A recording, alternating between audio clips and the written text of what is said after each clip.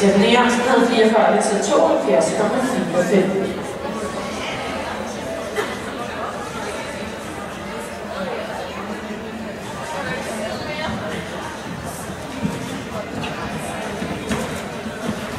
PT har vi 11 i Fletcher skiafspringning om det jyske mesterskab for Junior Young Riders 2013. Det er en klasse, der er sponsoreret af Aalborg Kommune, og hvor vinderen får 6.000 kroner.